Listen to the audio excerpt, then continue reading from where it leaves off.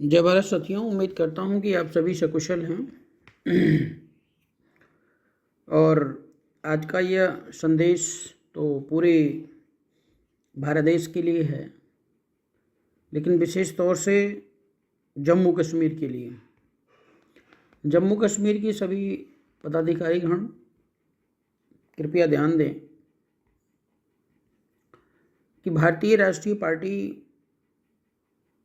की अर्थव्यवस्था क्या है। मीन्स भारतीय राष्ट्रीय पार्टी में का जो आर्थिक स्थिति है उसका बेसिक लेवल या कह सकते हैं कि उसका आधार क्या है।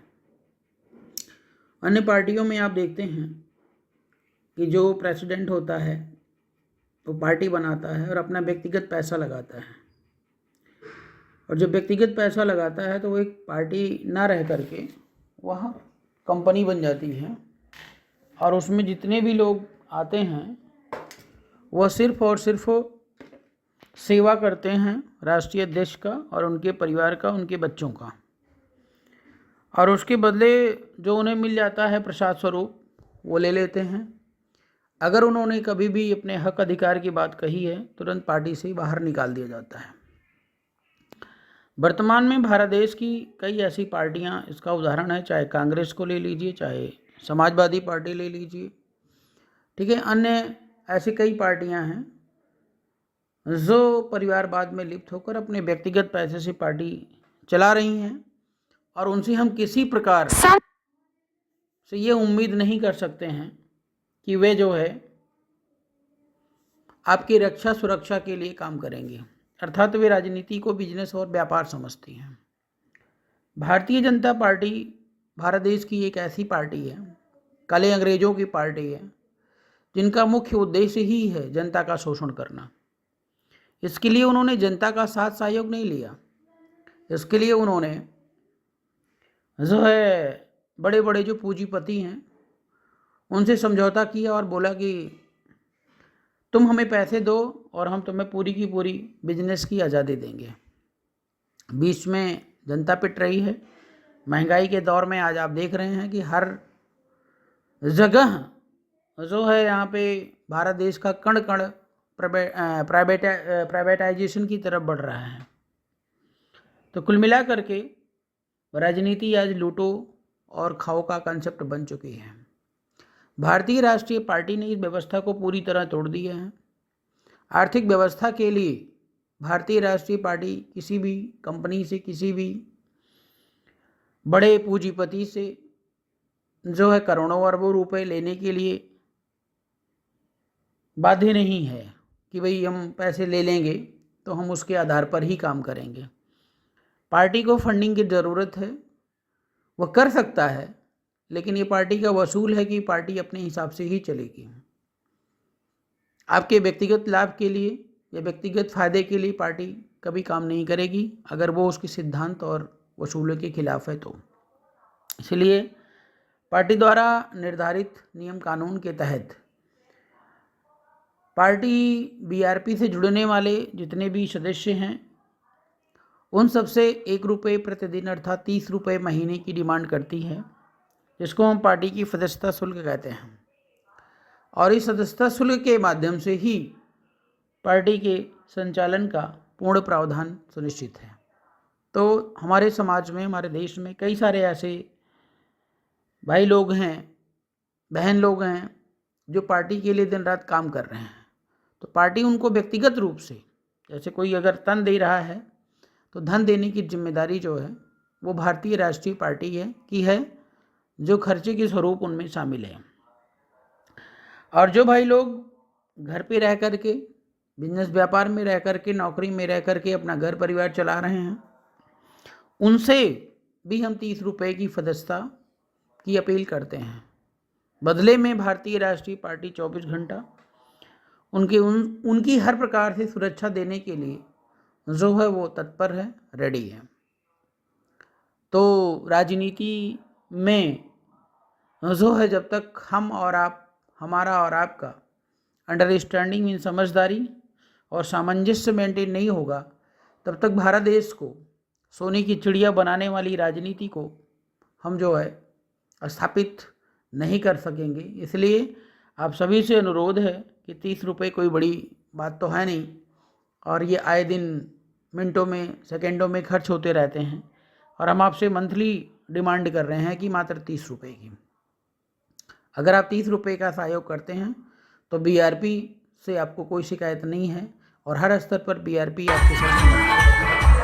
तो मैं सभी जो जितने भी सदस्य बीआरपी के हैं, जितने भी पदाधिकारी बीआरपी के हैं, सभी से अपील करूंगा, जो भी आपके संपर्क में सदस्य हैं, जो भी लोग हैं, उन सभी से ज़्यादा संख्या में आप लोग बीआरपी को पहुंचाएं, और उनसे अपील करें कि भाई 30 रुपये महीने आप फंडिंग करें।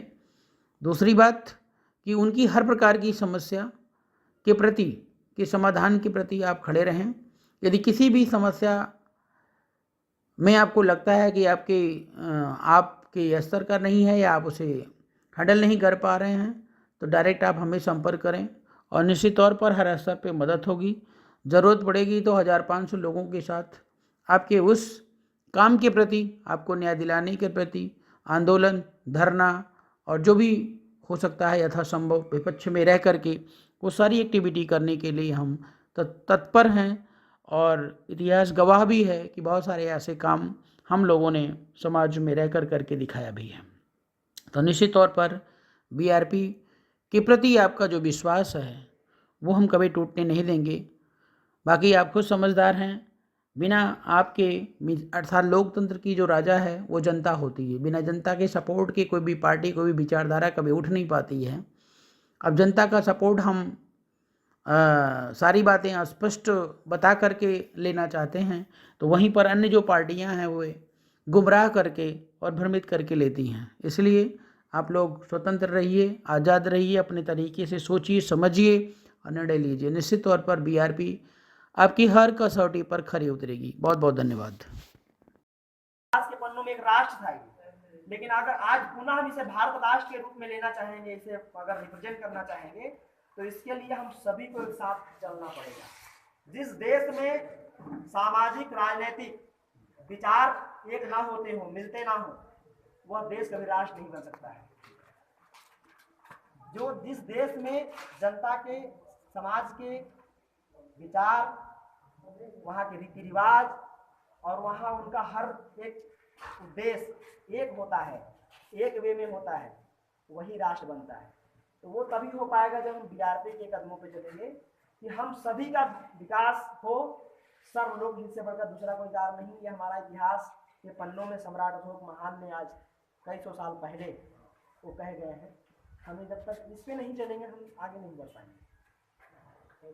तो बीआरपी में कोई एक नेतृत्व करता नहीं है। लोकतंत्र का मतलब होता है कि हर किसी को बराबर का हक अधिकार। लेकिन आज किसी पार्टी में आप बता दीजिए कि जो भी पार्टी आपके सामने दिख रही है या रन कर रही है, उसमें से कोई ऐसी एक पार्टी बता दीजिए जिसमें मुख्य नेतृत्वकर्ता में, मुख्य नेतृत्व की धारा में हर जातियों का एक नेतृत्वकर्ता हो। कोई है? लेकिन हमें जातीय दंश, जातीय असमानता, भेदभाव समाज में जातीय लेवल पर, वर्ग लेवल पर और अमीरी गरीबी के लेवल पर मिलता है। लेकिन यहाँ पर कहा जाता है कि नहीं नहीं, पार्टी एक होगा, चेहरा एक होगा और यही नेतृत्व कर रहा है, और कहने में केवल लोकतंत्र है, लेकिन लोकतंत्र नहीं है। आज एक प्रधानी का चुनाव लड़ने के लिए आम इंसान कोशिश नहीं कर सकता है, क्योंकि उसको इतना महंगा कर दिया गया है। उसमें सिस्टम की भी कमी है और उसमें हमारी भी कमी है। हमारी कमी इसलिए है कि हम नेता उसी को मानते हैं जो हेलीकॉप्टर से करता है। समझ रहे हैं? हम नेता उसी को मानते हैं जो हेलीकॉप्टर से हमारे बीच में आता है और 50-50 गाड़ियां लेकर आता है, उसी को नेता मानते हैं। ये बताइए, जो 50,000 गाड़ी लेकर आएगा, हेलीकॉप्टर लेके आएगा, वो पैसा कहां से ला रहा है? कभी इस पर ध्यान दिया है आपने?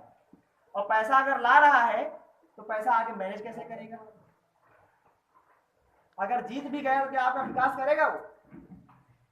वो जो लगाया रहेगा 5 करोड़, 10 करोड़, 20 करोड़ ना, वो मैनेज करेगा, 5 गुना मैनेज करेगा, ताकि आगे आने वाले चुनाव में भी आगे मेंटेन कर सके। तो विकास संभव नहीं है। विकास तभी संभव है जब सही नेतृत्वकर्ता चुनेंगे, वो चाहे किसी भी लेवल का हो। यहाँ गरीब अमीर नहीं देखा जाता है। समाज के विकास में अगर आप समय नहीं दे पा रहे हैं, जो समय दे रहा है, तो उसकी गरीबी अमीरी के आधार पे उसके साथ भेदभाव नहीं होना चाहिए। अगर इसके आधार पर अगर भेदभाव आप कर रहे हैं या आपके साथ कोई कर रहा है, तो उसे इस बात से रूबरू कराने की जरूरत है कि अगर उसके मन में किसी प्रकार का कोई कीड़ा पल रहा है अमीरों वाला, तो उस चीज को त्याग दे, नहीं तो वो गलत भाव उसमें जी रहा है।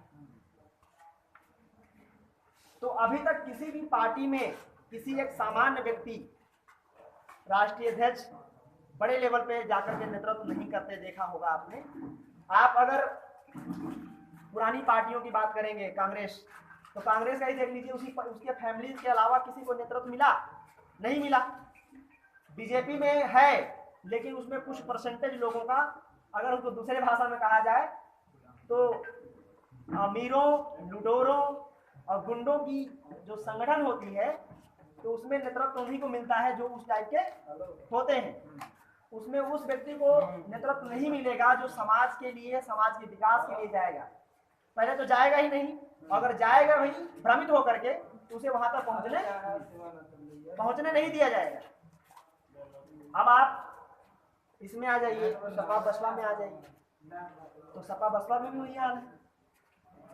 40-50 साल से पार्टी चल रही है, लेकिन एक एक चेहरा। तो भाई कौन सा लोकतंत्र मेंटेन कर रहे हो आप? तो वो लोकतंत्र जो वास्तव में भारतीय संविधान देता है कि हम जातीय आधार पे किसी दल को नहीं वो करेंगे, हमें जातीय आधार पे नौकरी मिल रही है, जातीय आधार पे समानता का वो है। लेकिन राजनीतिक पार्टियां जहां से हमारा देश का विकास और देश का विनाश भाई कौन कर रहा है? यही से सब तय हो रहा है। तो जहां से सब कुछ तय हो रहा है वहां पे हमें ध्यान देने की जरूरत है, और ध्यान दे रहे हैं तो सही रास्ते में देने, सही एक प्लेटफॉर्म पे देने की जरूरत है। तो सही प्लेटफॉर्म वही होता है जहां पर हम और हमारी आने वाली पीढ़ी नेतृत्व कर सके। अगर वो नेतृत्व करने के लायक है तो, अगर नेतृत्व करने के लायक नहीं तो हम ठोकेंगे नहीं। लेकिन अभी तक ठोकते आए हैं, उससे सब विकास नहीं हो सकता है। इन सभी चीजों का आप अपनी समाज में भी पार्टियों का, मैं बहुत ज्यादा खींचूंगा नहीं, बस इतना ही खींचूंगा कि जहां जहां एक एक चेहरा दिख रहा है, जिन जिन पार्टियों में, उसके राष्ट्रीय कार्यकारिणी में जहां जहां एक एक चेहरा दिख रहा है, वहां पर लोकतंत्र नहीं है, वो प्राइवेट लिमिटेड कंपनी है। वहां पर केवल एक व्यक्ति का ही विकास संभव है। आप कुछ समय के लिए वहां जाके विधायक सांसद तो बन जाएंगे, लेकिन अपने समाज का विकास नहीं कर पाएंगे। आप उस पार्टी का विकास करने के लिए जाओगे, पार्टी का आप सांसद बनोगे, समाज का सांसद नहीं बनोगे। भाई अगर हमारे पास 5 करोड़ रुपए जाके मैं किसी पार्टी से टिकट ले लूं, तो हम समाज के चुनने को थोड़ी हम बन रहे हैं। मैंने पैसा दिया, हमको टिकट मिला, और माहौल है धर्म के नाम पे, भाई जात के आधार पे माहौल बनाया जाता है भारत में। माहौल बना, जीत गए, तो उसमें आपका कोई योगदान तो है नहीं। मैंने पैसा दिया और माहौल था, मैं जीत गया, तो आपका विकास नहीं है। वहां विकास वहां पे है जहां से आपने नेता पैदा किया है। तो ये सब चीज प्रशिक्षण के अंतर्गत आता है। और भारतीय राष्ट्रीय पार्टी में जातीय नेतृत्व इसीलिए दिया गया है कि भारत देश जातियों में बटा हुआ है, और यहाँ पर एक जब लेवल क्रॉस होता है